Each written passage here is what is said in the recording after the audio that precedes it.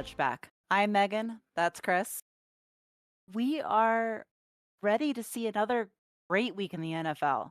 We're starting to look at a little bit of playoff contention coming up soon, end of the season with all of the weather changing, and hoping that this week is going to be full of surprises and great games.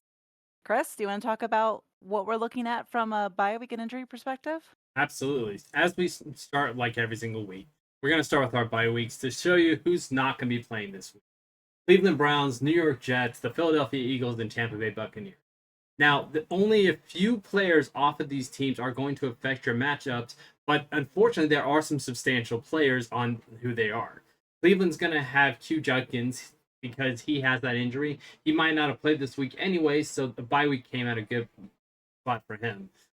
Philadelphia Eagles have Saquon Barkley, have AJ Brown, have Jalen Hurts. I mean, so you have a load of players off Philadelphia that was probably on your starting lineup. So good time for them to rest. Hopefully, you have somebody to fill in that position, and if not, we'll get them there for you. Same thing with Tampa Bay, Baker Mayfield. You have Chris Godwin, Ibuka, Kate Otten, Terry McLaughlin. He finally did what I wanted him to do at the beginning of the year. He's hitting everything, and they're 50 plus. The man is on fire. Unfortunately, he's not playing this week. So, other players that aren't playing this week are the injury riddled NFC, really. Carson Wentz is out for the rest of the year, possibly his career. With I forget what exactly was that injury. There was a fractured Socket. socket and a torn labrum. Yeah, the man. I didn't realize he was that injured, and he had been playing with that injury for 2 weeks prior to this. So, Yeah, we didn't really see it the week before, but last week you could absolutely see he was hurting. absolutely agreed. Another person who unfortunately is done for the year, and if this was back in the early '90s, probably done for his career, would have been Cam Scadaboo after that gruesome dislocated ankle. He also broke his fibula, so he is on a Oh, I didn't sixth. know that. Yeah, came out today. He is on a 6 to 7 month recovery. So hopefully he comes back okay. Marvin Mims, Nikhil Collins, both in concussion protocol. They are going to be out. Terry McLaurin is out with a re-injury of his thigh. So we are going to have those players that you would be expecting and in starting positions, they are going to be sitting on your bench. But luckily, you have JJ McCarthy to come back with Carson Wentz, and everybody else has a backup there. So we'll get into it with the matchups, but those are the injuries for this week. As for matchups, let's go ahead and get back to it right after this. If you're enjoying the podcast, make sure you like and subscribe. Thank you. Alrighty, now it's time for those Week 9 matchups to start off at Thursday Night Football in Miami. Baltimore is coming in hoping to turn their season around, which means Lamar Jackson is coming in to show something to prove because he's finally feeling healthier. Derrick Henry's going to try to run over the Dolphins, and Zay Flowers and Bateman are going to try to go deep, not to mention Mark Andrews to catch right across the middle. We are going to see that Baltimore's probably going to do whatever they can. Unfortunately, Baltimore's defense, let's see if they can stop a dynamic offense in Miami with Jalen Waddle, with Devon Achane, and then even though Darren Waller will not be playing, don't worry about their tight end because he's not worth worrying about. So really, those are the two people. Tua is going to take his time. He's not really going to make many mistakes, as in throwing interceptions or taking sacks, but it's just a matter of can he actually get Jalen Waddle the ball and Devon Achane the ball. So I fully expect Baltimore to be a much better pick in this game in general when it comes to fantasy football. But again, Lamar Jackson is going to be that rock star. Megan, want to go ahead and head to Baltimore? Or excuse me, Cincinnati? We are. Good. Let's go to Cincinnati.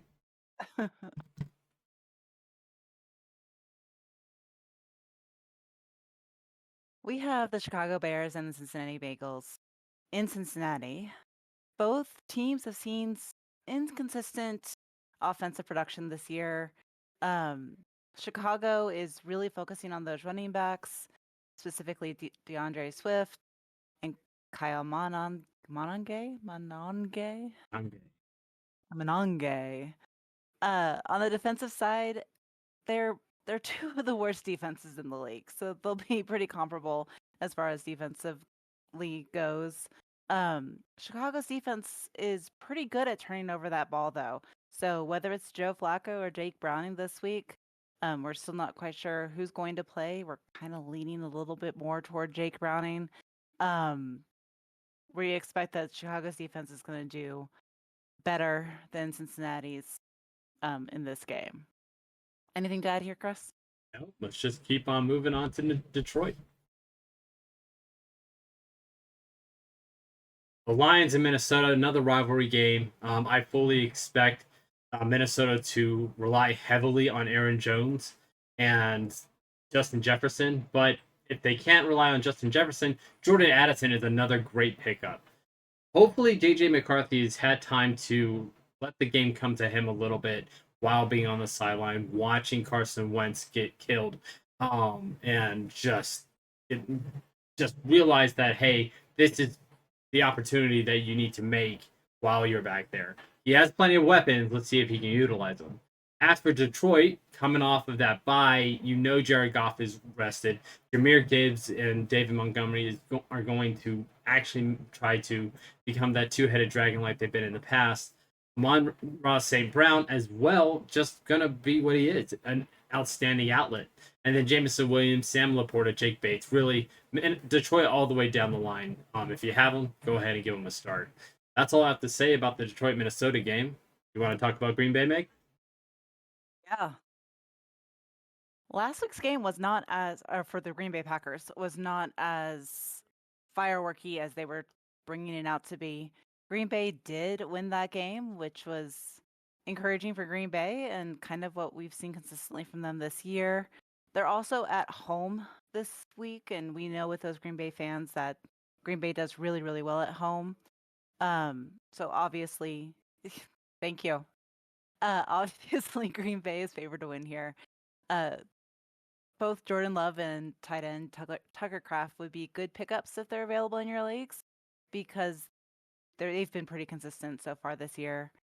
On the other side, Carolina has been proving to be inconsistent. They've also had a slew of injuries that are keeping them kind of at the lower end of the NFL this year. Bryce Young has a medial ankle sprain. We're expecting him to be back this week. They haven't really said if he's going to be this week or next week. Expected to return, just not sure when. Um, Definitely tune into our comments or the X account for updates as the week progresses. Um, I know we're all pretty excited about Rico Dowdle and how he's been doing for Carolina, but I'm not sure I'd start him this week against the Packers defense. He's been consistent, but Packers D is just crazy this year. Chris, do you want to talk about Denver at Houston? Absolutely. Get us there in just a moment. The Denver Broncos, Houston Texans. I expect a much, well, a pretty even game. Houston's offense isn't going to really play hard nose against the Denver defense, but the Denver's offense isn't going to be able to do the same against Houston. So I actually kind of expect both teams to just slug it out. Maybe it's just going to be a straight run game because their secondaries are outstanding on both sides. But CJ Stroud, he should have a pretty good finding those drop offs as long as Dalton Schultz is going to stay healthy. If we can get Nico Collins out of that concussion protocol and Woody Marks, that rookie, can actually find his legs, Houston should be able to do at least something in the mid range against the Denver defense. As for the Denver offense, RJ Harvey finally showed us why he was drafted so high in many fantasy leagues. We were really excited about him, and he finally broke out last week. So hopefully that two-headed giant between Harvey and Dobbins, they're going to be able to do something against that Houston front. But same kind of deal with the Houston offense against the Denver secondary. It's going to be the Denver offense versus Houston secondary with Cortland Sutton, Marvin Mims, Evan Ingram. Just I don't think they're going to be able to have a lot of actual, just production like we're usually the average production of where we're usually seeing them. So just be aware of when you're having to start them. Yes, they both can do large amounts of points, but I don't think the opportunities are really going to be. Three, Okay. 2, 1. All right, let's go ahead and head over to New England. What you got? The Patriots are on a 5-game win streak. They're heavily favored to make it 6 with Atlanta this week. Drake May continues to prove that he is the next coming of Tom Brady and leads an explosive offense. On the other side, Michael Penix Jr. is nursing a knee injury. He's been consistent as a whole as well. Um, Not expecting him to be able to even get that ball out against the New England defense. Uh, the only person on here that I would even consider would be Bijan Robinson, and I'm not even sure that I would consider that because of New England's just ability to do everything this year. Um, yeah, that's all I have. Key takeaways: Drake May, Patriots defense. Chris, Yeah, I need Bijan Robinson to absolutely do better than he did last week. Killed me in my fantasy, I am but sorry for we that. we hard I lessons. don't make the choices. I I know, just report on them. I know. That's why we're here.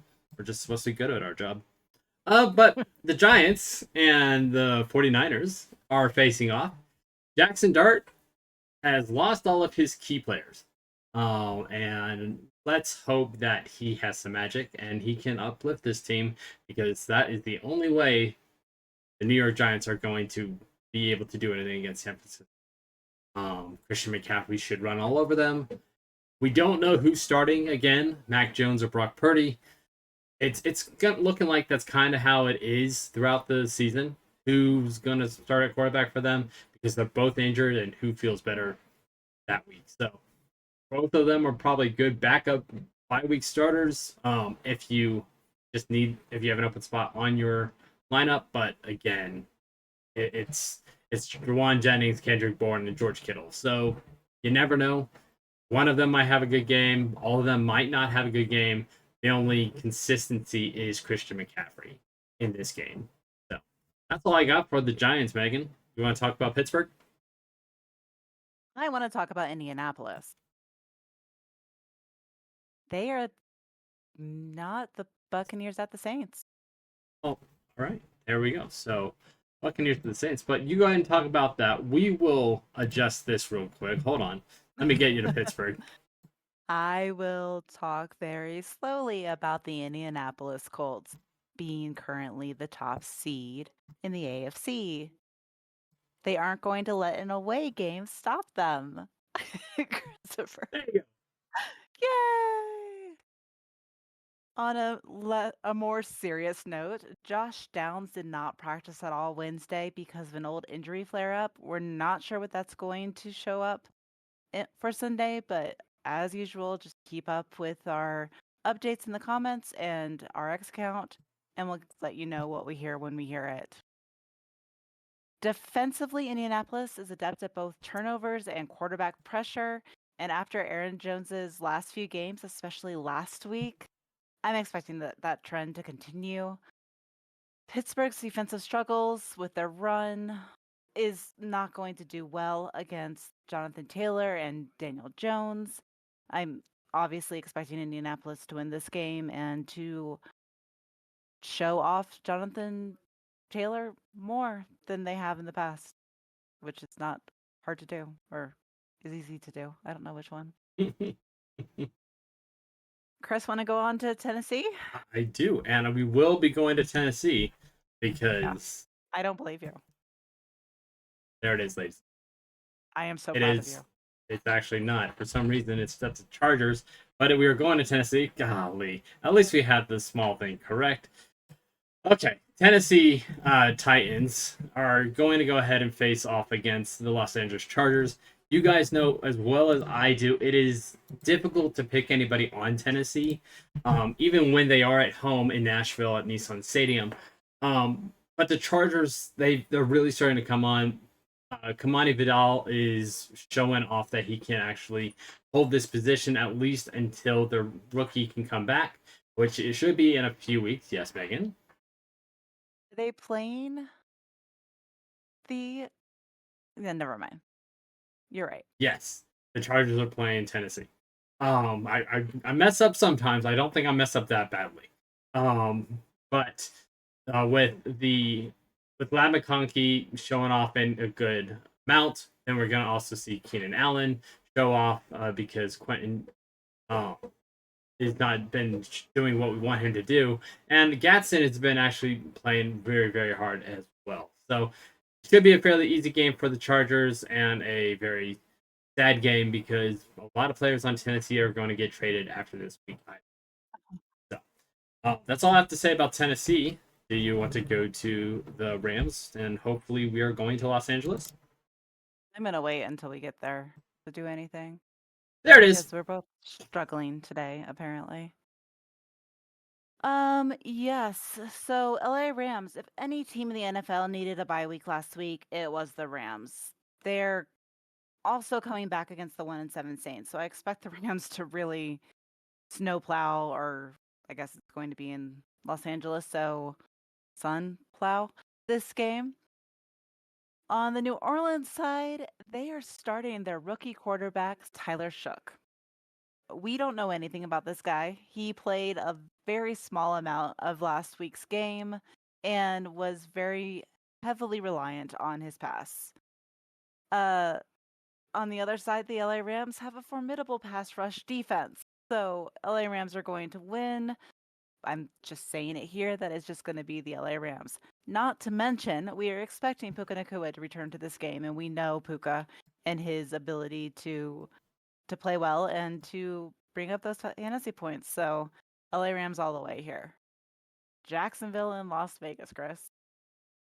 This one should be another barn burner, as in I'd rather watch a barn burn than this game. Wow. I know it's mean to say, but the Las Vegas Raiders, I just don't like watching. Ashton Genty is it, but if you know that Ashton Genty is gonna be it, then you're gonna stack the box. Yes, we're supposed to get Brock Bowers back, but is Geno Smith gonna be the starter? We don't know. They just opened up one of their backup quarterbacks off of their IR 21-day practice window in Vegas. Also, they brought in somebody to their practice squad. So I don't think Vegas is necessarily staying with Geno. And if they do, this is the last week. As for Jacksonville, Trevor Lawrence is, you know, hit and miss sometimes. Travis Etienne, he's always a good RB2, maybe even a flex RB depending on the situation. But this week's definitely RB2. Brian Thomas has been a lot of chatter of being traded.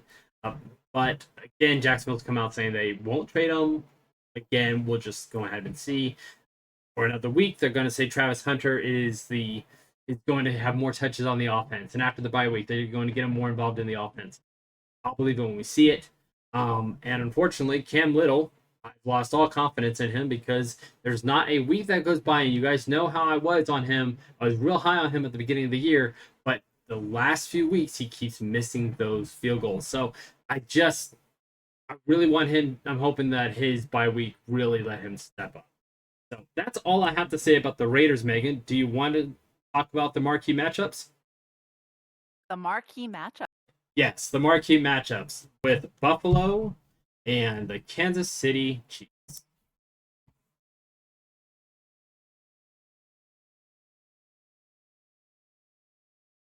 I finally get to talk about the Bills.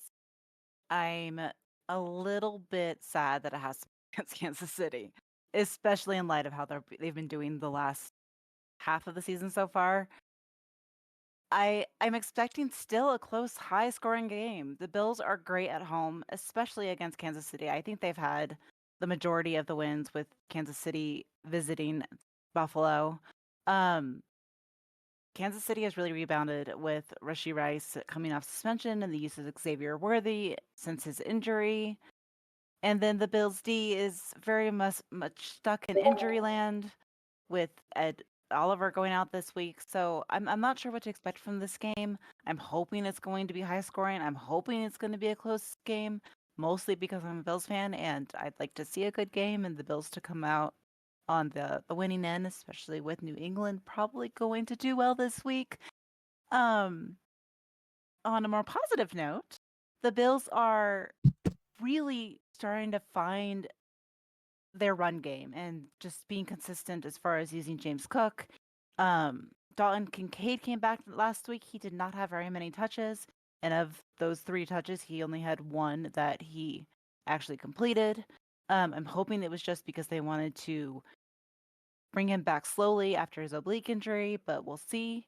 We are seeing a lot more of Jackson Hawes at tight end as well. He's doing a lot of blocking for the run, as well as had a couple of catches last week. So hopefully the Bills do well. Hopefully Kansas City doesn't make it to Buffalo and the Bills just get a win. But that's what I'm hoping for this game. Do you have anything to add? Like we both do this when Yeah, we're laughing. Have you I noticed know. that? Yeah, a That's little bit. That's kind of you can tell we're related. Um, yeah. Biggest thing, like I said, I think you're spot on with both teams. With this, the big thing to take away from Kansas City is Isaiah Pacheco, like we talked about with the Oh yeah. injuries. Him not being part of this game plan is going to help Buffalo immensely. Kareem Hunt, yes, he's between the tackles, between the guards runner. He likes to hit that hole, but with Pacheco not being in there, there's no screen game. So you're going to see Xavier Worthy. You're going to see Rasheed Rice. You'll probably see Hollywood Brown even um, be utilized in that screen game more than what they've been doing in the past. But yeah, hopefully Joshua Palmer comes back this week. But if not, then keep an eye on Gabe Davis. He has been no longer. He's been brought off of IR. He started practicing this week, so they might go ahead and start him. That's all I have to say about Buffalo. Mind if we move to the Sunday night football game? If you want to. Really, but I will do it because it's Seattle versus Washington, and we might get Jaden Daniels back. Huzzah! We will unfortunately not get Terry McLaurin back because on Wednesday it looks like he has absolutely been ruled out already for week 9. So that means Chris Moore and Debo Samuel are going to be the people who you're going to be focusing on. Bill, he was such a hard nosed runner at the beginning of the year. If you don't know who we're talking about, it's Krosky Merritt. He just goes by Bill. So Washington, they get their quarterback back, but then they lose their wide receiver again. They might not have Matt Gay again. So just keep an eye out on it. But Zach Ertz will be utilized because he always is. But doing it against Seattle, that is going to be tough. Kenneth Walker, Zach Charbonnet. We've had the two-headed giant. We've had a two-headed dragon. Let's go ahead and just say another two-headed monster in this league. That It is Halloween week. it is Halloween week, so let's just get spooky with it.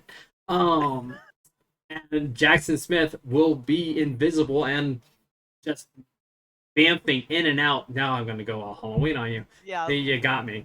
But no, I think Jackson Smith and Glad it's Jigba your last will, one. yeah, right, will be the Flash and just be flying around the.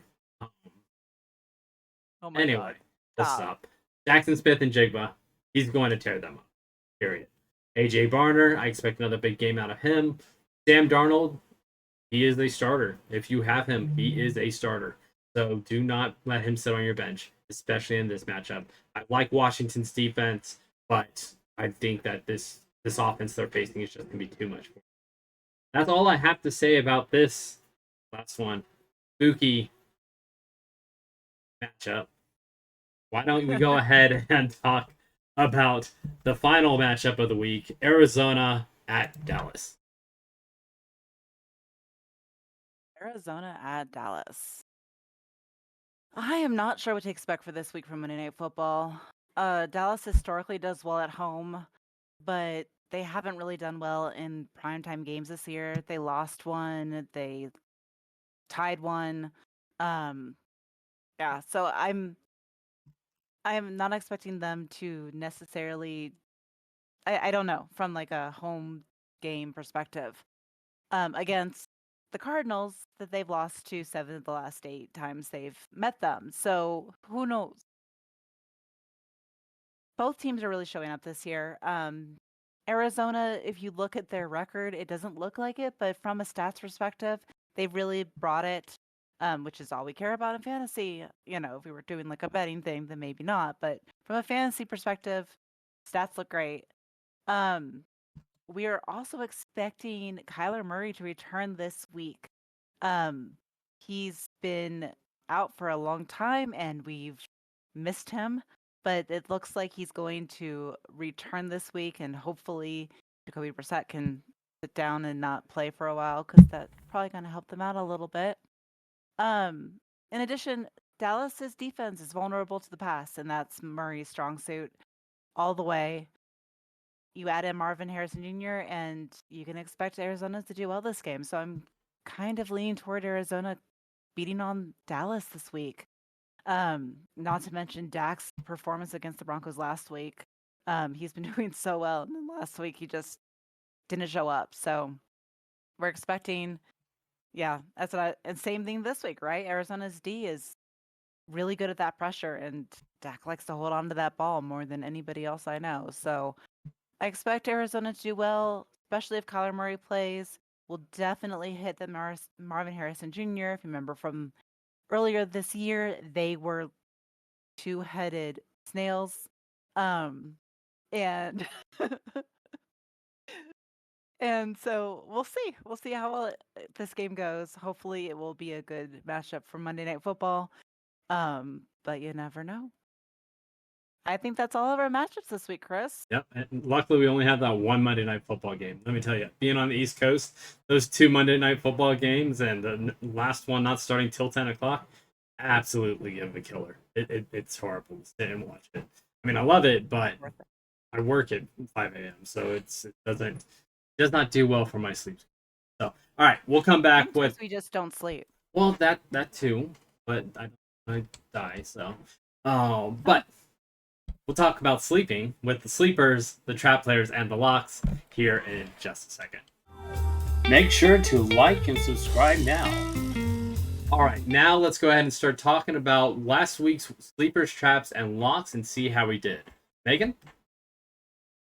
I think we did pretty good. So I have us as 8 A's, 5 C's, and 5 F's, all well across the board. So for sleepers, I'm showing we didn't do as well. Carson Wentz, Alec Pierce, and Will Reichard didn't have great games at all. The really poor performances. Rashad White, pretty consistent.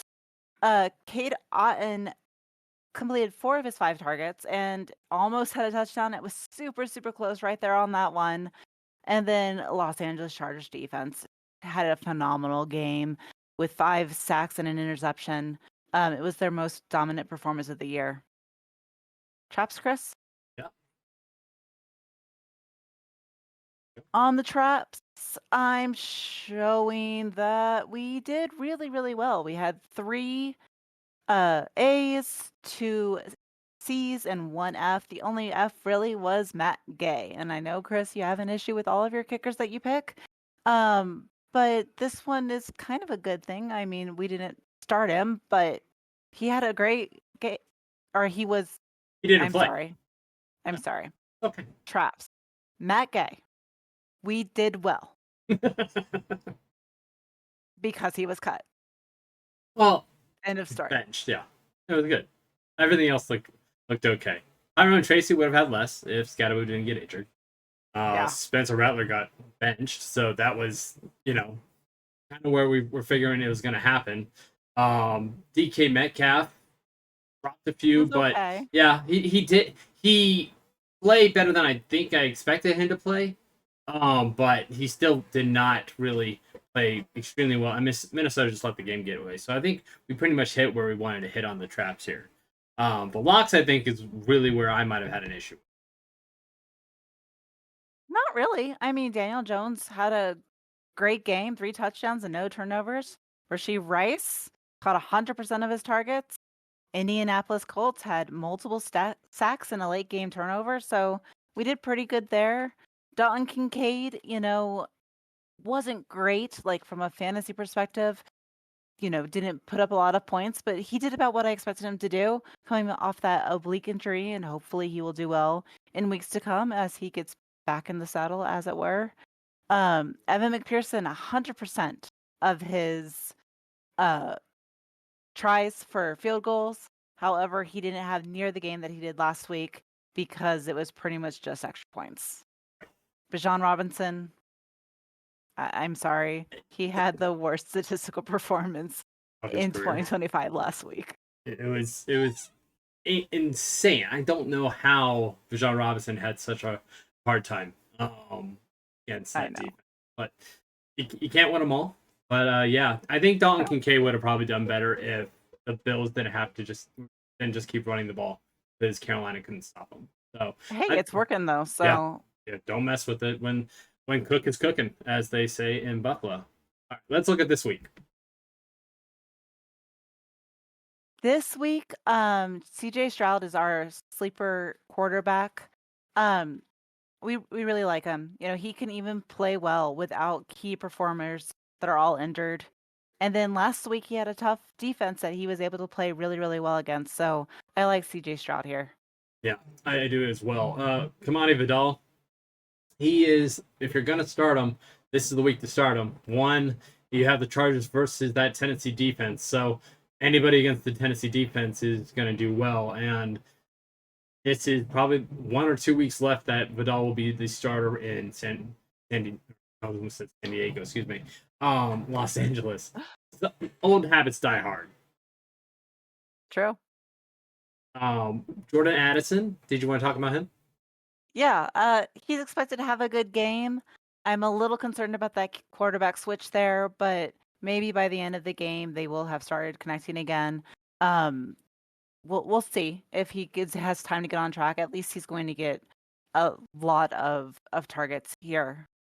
Colson Loveland? Yep, Colson Loveland is starting to get his feet under him in the league. I feel that with Cole Kmet being out mysteriously for some reason, keeps being a healthy scratch to my assumption.